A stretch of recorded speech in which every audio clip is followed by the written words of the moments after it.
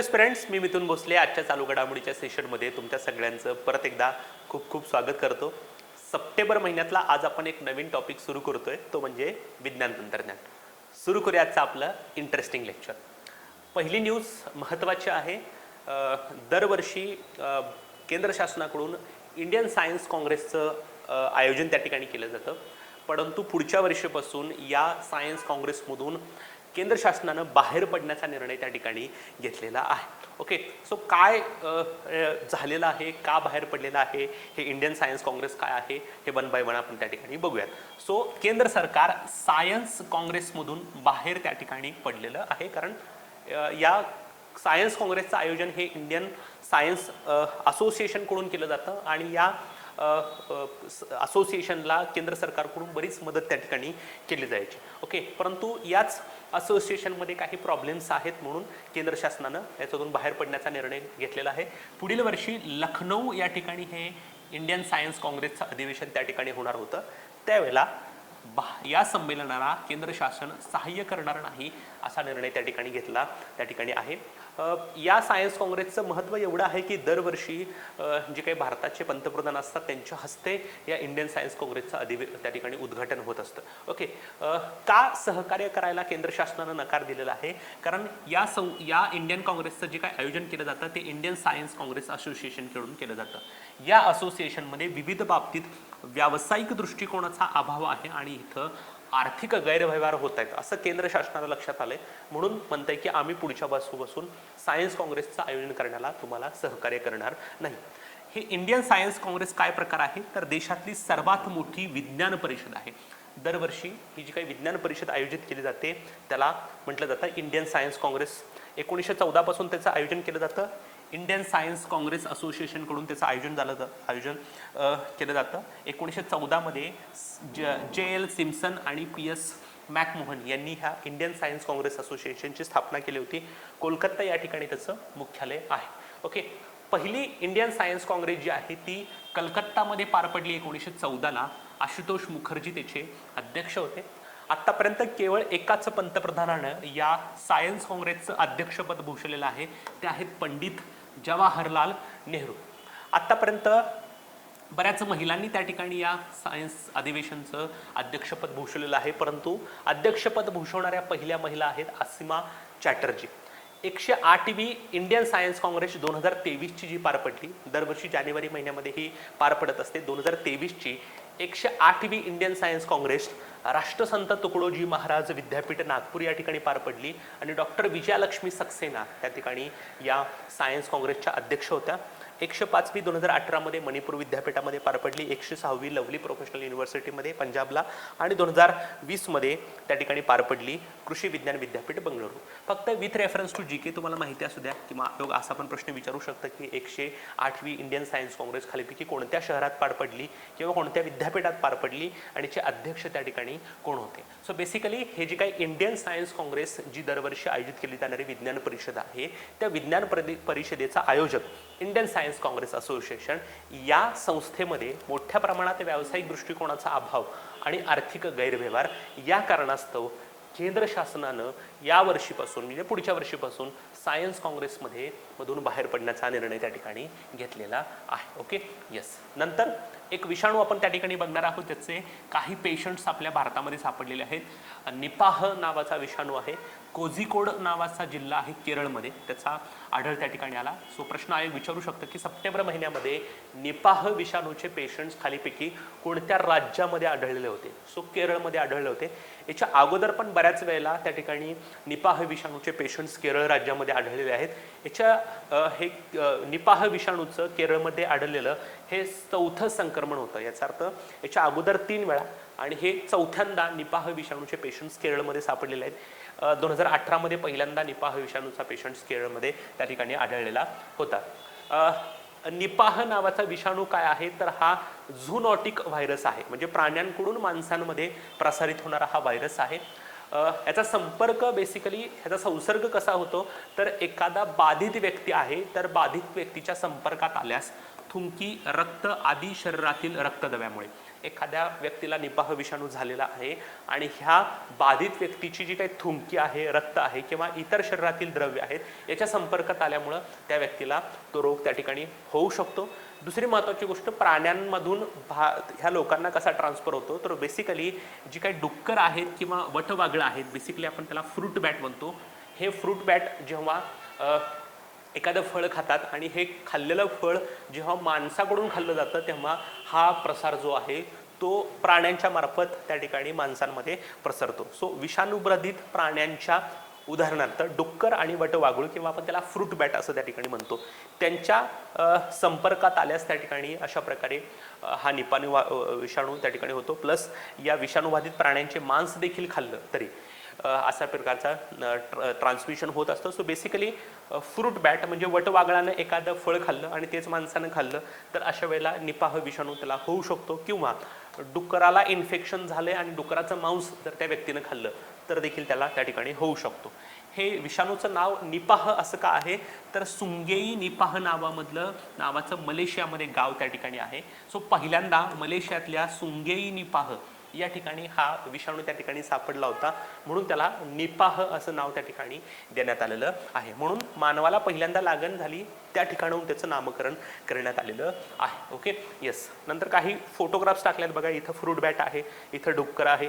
यांच्या माध्यमातून समजा हे फ्रूट बॅटनं खाल्लेलं फळ जर माणसानं खाल्लं तर त्या ठिकाणी ट्रान्समिशन होऊ शकतं. किंवा ह्या डुकराला झाले आणि डुकराचं मांस जर खाल्लं असेल तर त्यांना ट्रान्समिशन होतं. एकदा का ह्या माणसाला ट्रान्समिशन झालं किंवा निपाह विषाणूची लागण झाली तर ह्याच्या कॉन्टॅक्टमध्ये जी काही लोक येतात त्यांना सगळ्यांना हा रोग येतो. परंतु रक्तद्रव्य, शरीरातले जी काही द्रव्य आहेत त्यांच्या माध्यमातून इन्फेक्शन त्या ठिकाणी झालेलं असेल तर. सो ओके, सो माहिती असू द्या फक्त पहिल्यांदा 1998 मध्ये मलेशियामध्ये हा डिसीज पहिल्यांदा आढळला होता. काही सिम्पटम्स आहेत बघा, फार कॉमन सिम्पटम्स आहेत. फिवर म्हणजे ताप येणं असू देत, त्या ठिकाणी मसल पेन म्हणजे तुमचे सांधेदुखी असू द्यात, हेडेच म्हणजे डोकेदुखी असू द्यात.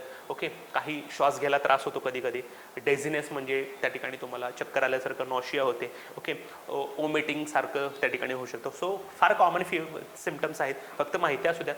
ताप असू देत, मसल पेन असू देत, डोकेदुखी असू देत. Okay, yes. नंतर समुद्रयान मोहीम आपण त्या ठिकाणी बघणार आहोत.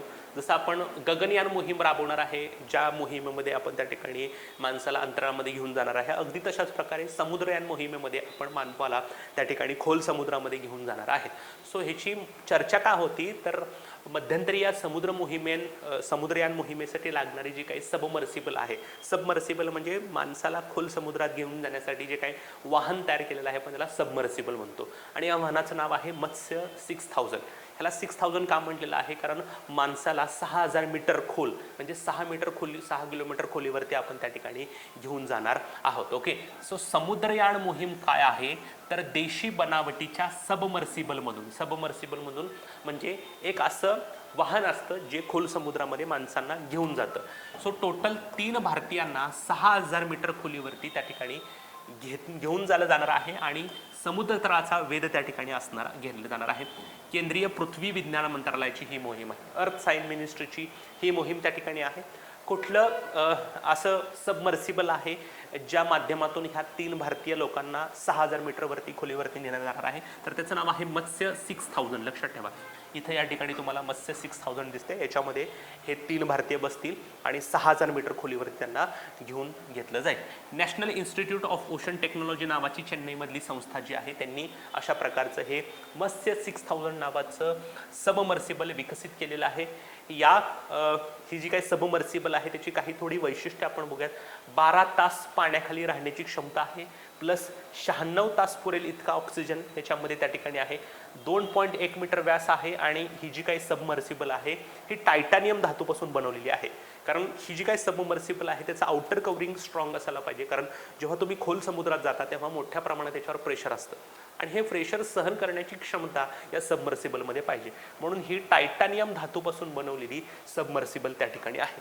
जर भविष्यात ही मोहीम यशस्वी झाली तर भारत खोल समुद्रामध्ये माणसाला पाठवणारा जगातला 6वा देश ठरणार आहे आफ्टर अमेरिका, चीन, रशिया, जपान आणि फ्रान्स. याच्या अगोदर या 5 देशांनी माणसांना खोल समुद्रामध्ये पाठवलेलं आहे. आता भारत पण त्याच मार्गावर त्या ठिकाणी आहे. ओके, सो लक्षात येते मत्स्य 6000 हे भारताचं पहिलं मॅन डीप ओशन मिशन आहे. म्हणजे काय, पहिलंच अशा प्रकारचं मानवी मोहीम आहे ज्याच्यामध्ये माणसाला समुद्रामध्ये घेऊन जाणार आहे. सो आयोग प्रश्न विचारू शकतं, समुद्रयान मोहीम काय आहे, तर 3 भारतीयांना 6000 मीटर खोलीवरती पाठवण्यासाठीची ही मोहीम आहे. आणि ह्याच्यासाठी विकसित केलेलं जे काही सबमर्सिबल आहे, सबमर्सिबल म्हणजे अशा प्रकारचं एक वाहन आहे, गोलाकार असतं, याच्यामध्ये हे भारतीय बसतील. सो त्याचं नाव काय आहे, मत्स्य. किंवा ह्याची निर्मिती कोणी केलेलं आहे असं देखील आयोग त्या ठिकाणी विचारू शकतो. Okay, yes. नंतर आपण संक्षिप्त घडामोडी बघणार आहोत. एका संस्थेनं डिजिटल गुणवत्ता जीवन निर्देशांक सर्वेक्षण रिलीज केलं. त्याच्यामध्ये भारताचा क्रमांक जो आहे तो 52व्या नंबरला आहे. पहिला देश जो आहे त्याच्यामध्ये फ्रान्स त्या ठिकाणी आहे. सो याच्यामध्ये फार डिटेलमध्ये आपल्याला जायचं नाही, फक्त एवढंच लक्षात ठेवा, डिजिटल गुणवत्ता निर्देशांक याच्यामध्ये भारताचा क्रमांक 52वा, पहिला देश आहे फ्रान्स. नंतर G20च्या परिषदेच्या निमित्तानं विविध देशातले पाहुणे जे आहेत ते आपल्या भारतामध्ये आलेले होते. आणि या पाहुण्यांना एका चॅटबोटचं त्या ठिकाणी प्रदर्शन करण्यात आलं. त्याचं नाव आहे आस्क गीता. ओके, सो सगळ्यांना माहीत आहे जी काही आपली भगवद्गीता आहे त्या भगवद्गीतेमध्ये असं म्हटलं जातं की बऱ्याच प्रश्नांची उत्तरं तुम्हाला त्या ठिकाणी मिळतात. सो हे जे काही G20 परिषदेच्या निमित्तानं देशी विदेशी पाहुणे त्या ठिकाणी आलेले आहेत त्यांना त्या ठिकाणी आस्क गीता या चॅटबॉटचं प्रदर्शन त्या ठिकाणी दाखवण्यात आलं. ज्याच्यामध्ये काय सांगण्यात आलेलं आहे, तर भगवद्गीता त्यांच्या जीवनाशी संबंधित प्रत्येक समस्येचं निराकरण कसं करतं ह्याचं प्रात्यक्षिक त्या ठिकाणी दाखवण्यात आलं. म्हणजे ह्या आस्क गीताला मध्ये त्या ठिकाणी भगवद्गीतेचे काही जे काही धडे आहेत किंवा अंश आहेत ते त्या ठिकाणी स्टोअर केलेले असतील. तुमच्या जीवनाच्या संदर्भात काही प्रॉब्लेम्स असतील तर तुम्ही त्या ठिकाणी ह्या आस्क गीता नावाच्या चॅटबॉटला तुम्ही विचारू शकता. चॅटबॉट म्हणजे काय, तर तुम्हाला तुमच्या भाषेमध्ये प्रश्नांची त्या ठिकाणी उत्तर देतो. समजा एखादा व्यक्ती आला असेल, इंग्लिशमध्ये त्यांनी प्रश्न विचारला की माझ्या आयुष्यात असे थोडे फिनान्शियल प्रॉब्लेम्स आहेत, सो मी हे कसे टॅकल करू, तर आस्क गीताला विचारायचं आहे, तो तुम्हाला त्या ठिकाणी त्याचं उत्तर दिसेल. सो भगवद्गीतेमध्ये सगळ्या जगाचं सार आहे, सगळ्या जगातल्या प्रश्नांची उत्तरं त्या ठिकाणी आहेत. ह्याच्यासाठी आस्क गीता नावाचा एक चॅटबॉट त्या ठिकाणी होता. नंतर देशातील पहिला गोरिल्ला ग्लास कारखाना जो आहे तो तेलंगणामध्ये त्या ठिकाणी उभा करण्यात येणार आहे. 26 सप्टेंबर हा international day for total elimination of nuclear weapons, जे काही आण्विक शस्त्र आहेत त्यांचं जगातून पूर्णपणे निर्मूलन करण्यासाठी 26 सप्टेंबर हा दिवस साजरा केला जातो. नंतर कोरोनाचा एक नवीन प्रकार आढळलेला होता, त्याचं नाव आहे पिरोला. नंतर पहिली जागतिक AI म्हणजे काय, आर्टिफिशियल इंटेलिजन्स परिषद आपल्या भारतामध्ये त्या ठिकाणी होणार आहे. नंतर इस्रोचं जे काही स्पेस ॲप्लिकेशन सेंटर आहे अहमदाबाद या ठिकाणी, तिथं त्यांनी मासेमारी करणारे जे काही मच्छीमार आहेत त्यांच्या सुरक्षिततेसाठी, कारण बऱ्याच वेळेला हे मच्छीमार खोल समुद्रामध्ये त्या ठिकाणी मासेमारी करण्यासाठी जातात, परंतु बऱ्याच वेळेला हवामानाचा अंदाज नसल्यामुळे ते तिथल्या वादळामध्ये अडकतात, त्यांचा मृत्यू वगैरे होतो. सो त्यांना मदत म्हणून इस्रोच्या अहमदाबाद इथल्या स्पेस ॲप्लिकेशन सेंटरनं एक डिव्हाइस विकसित केलेलं आहे, त्याचं नाव आहे नभमित्रा. लक्षात ठेवा, नभमित्रा हे मच्छीमारांसाठी असलेलं डिव्हाइस त्या ठिकाणी आहे. नंतर 26वी राष्ट्रीय ई-गव्हर्नन्स परिषद जे आहे त्याचं आयोजन इंदोरमध्ये त्या ठिकाणी करण्यात आलं होतं. आणि याच राष्ट्रीय ई-गव्हर्नन्स परिषदेमध्ये त्या ठिकाणी एका योजनेला त्या ठिकाणी सुवर्ण पुरस्कार त्या ठिकाणी मिळालेला आहे, त्याचं नाव आहे स्वामित्व. काय आहे स्वामित्व, तर इथं त्या ठिकाणी जे काही नकाशा आहेत गावाचा नकाशा त्या ठिकाणी तयार केला जातो आणि गावाचा नकाशा तयार करून त्या ठिकाणी प्रॉपर्टी कार्ड्स वितरित करण्यात येतात. सो स्वामित्व म्हणजे काय, तर सर्वे ऑफ विलेजेस, आबादी and mapping with improvise technology in village areas. म्हणजे ग्रामीण भागातील जमिनीचं सर्वेक्षण केलं जाईल आणि हे सर्वेक्षण करून ग्रामीण भागातल्या लोकांना प्रॉपर्टी कार्ड्स वितरित केले जातील, जेणेकरून गावांमध्ये जे काही सीमावाद किंवा जमिनीवरून वाद वगैरे होतात ते टळले जातील. सो राष्ट्रीय ई-गव्हर्नन्स परिषद सुवर्ण पुरस्कार मिळालेली केंद्रीय पंचायत राज मंत्रालयाची योजना, तिचं नाव आहे स्वामित्व. योजनेला या गव्हर्नन्स परिषदेमध्ये पुरस्कार त्या ठिकाणी मिळालेला आहे. नंतर सायबर क्राईमचं प्रमाण वाढत आहे म्हणून प्रत्येक जिल्ह्यात सायबर क्राईम स्टेशनची स्थापना करण्याचा निर्णय उत्तर प्रदेशनं त्या ठिकाणी घेतलेला आहे.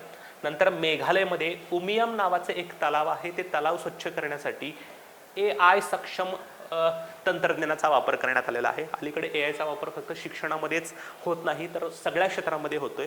मेघालयमध्ये उमियम नावाचा तलाव स्वच्छ करण्यासाठी त्या ठिकाणी AIचा वापर केलेला आहे. नंतर विश्वेश्वरय्या यांची जयंती म्हणजे 15 सप्टेंबर हा दिवस इंजिनियर्स डे म्हणून साजरा केला जातो. इंजिनिअरिंग फॉर सस्टेनेबल फ्युचर अशी यावर्षीची थीम त्या ठिकाणी आहे. व्हॅनेडियम नावाचे एक दुर्मिळ धातू गुजरात राज्यामध्ये त्या ठिकाणी सापडलेला आहे. इलेक्ट्रिक व्हेकलच्या वापराला प्रोत्साहन देण्यासाठी दरवर्षी 9 सप्टेंबर हा दिवस EV डे म्हणून साजरा त्या ठिकाणी केला जातो. नंतर चायना थोडा आगाऊपणा जास्त करत असतं. चायनाने एक आगाऊपणा केलेला आहे. डुकराच्या भ्रूणामध्ये म्हणजे डुकराचं जे काही एम्ब्रिओ असतो त्याच्यामध्ये मानवाची किडनी त्या ठिकाणी वाढवलेली आहे. तो देश आहे चायना. म्हणजे मानवाचा किडनीचा ग्रोन त्यांनी केलाय डुकराच्या भ्रूणामध्ये. ही फार वेगळी गोष्ट त्या ठिकाणी आहे. भ्रूण म्हणजे एम्ब्रिओ. नंतर जी काही व्यावसायिक वाहनं आहेत म्हणजे आपण म्हणतो ना ट्रान्सपोर्टेशनसाठी वगैरे वापरलेली वाहनं. सो व्यावसायिक वाहनांसाठी लोकेशन ट्रॅकिंग उपकरण अनिवार्य करणारे राज्य ओडिशा. म्हणजे प्रत्येक या व्यावसायिक वाहनांमध्ये असे ट्रॅकिंग डिव्हाइस लावले जातील जेणेकरून काही तस्करी होत असेल किंवा काही ॲक्सिडेंट वगैरे होत असेल तर लगेचच मदत त्या ठिकाणी दिली जाईल. सो लोकेशन ट्रॅकिंग उपकरण कंपल्सरी करणारं राज्य आहे ओडिशा. नंतर डिसीज सर्व्हिलन्स डॅशबोर्ड सुरू करणारं भारतातलं शहर Bengaluru. Indian institute of science म्हणजेच IISc बेंगळुरूने यांना सहाय्य केलेलं आहे. म्हणजे त्या शहरामध्ये येणारे जे काही पॅन्डेमिक्स असतील इतर रोग असतील याची माहिती त्या ठिकाणी असेल. So disease surveillance dashboard Bengaluru.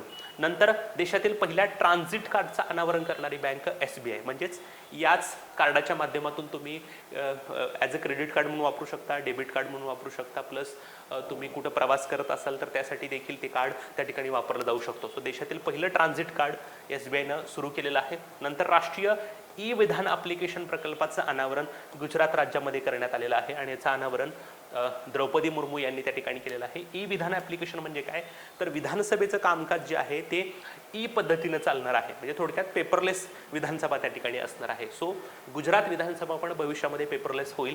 So अशा प्रकारे ह्या विधान ॲप्लिकेशन प्रकल्प नुकताच गुजरात विधानसभेमध्ये द्रौपदी मुर्मू यांच्या हस्ते सुरू करण्यात आला. नंतर रेडिएशन मोठ्या प्रमाणात होते म्हणून iPhone 12च्या विक्रीवर फ्रान्स देशानं त्या ठिकाणी बंदी घातली होती. नंतर मानवासोबत काम करण्यासाठी अपोलो नावाचा एक ह्युमनाइड रोबोट त्या ठिकाणी विकसित केलेला आहे अमेरिका. अपोलो नावाची याच देशाची एक चांद्र मोहीम देखील होती. सो अपोलो नावाचा ह्युमनाइड रोबोट विकसित करणारा देश कुठला आहे अमेरिका. नंतर स्त्रीच्या गर्भाचे म्हणजे ज्या गर्भामध्ये त्या ठिकाणी ज्या मध्ये त्या ठिकाणी बाळ विकसित होत असतं त्याला आपण स्त्रीचा गर्भ म्हणतो.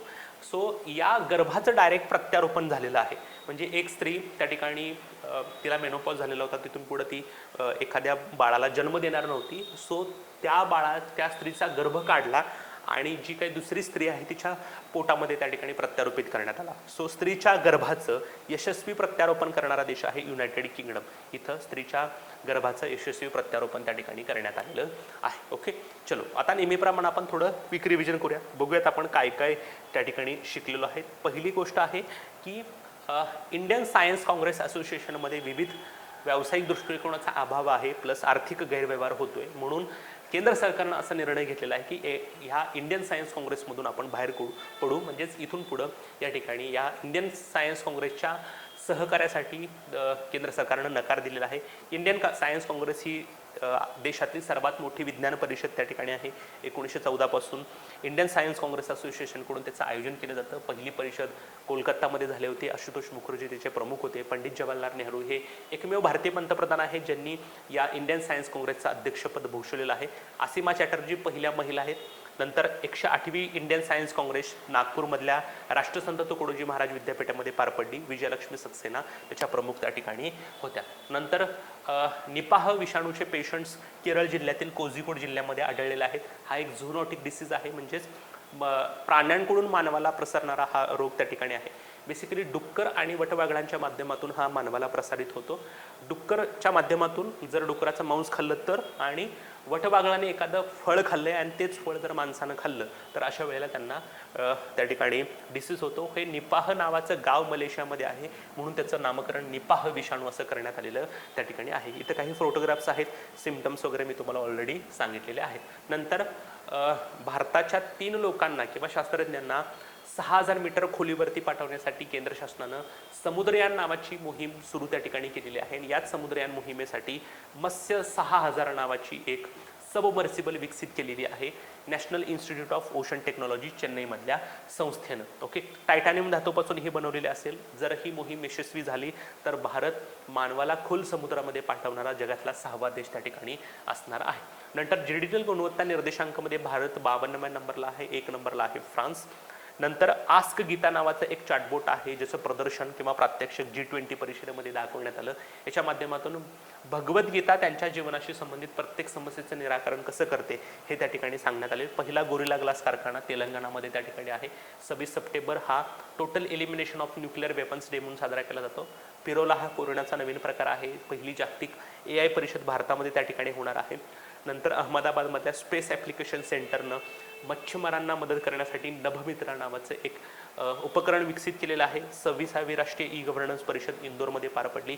याच परिषदेमध्ये सुवर्ण पुरस्कार मिळालेली केंद्र शासनाची योजना आहे स्वामित्व, ज्याच्यामध्ये गावाचं सर्वेक्षण करून गावाचा नकाशा तयार केला जाईल आणि याच माध्यमातून लोकांना प्रॉपर्टी कार्ड्सचं वितरण त्या ठिकाणी करण्यात येईल.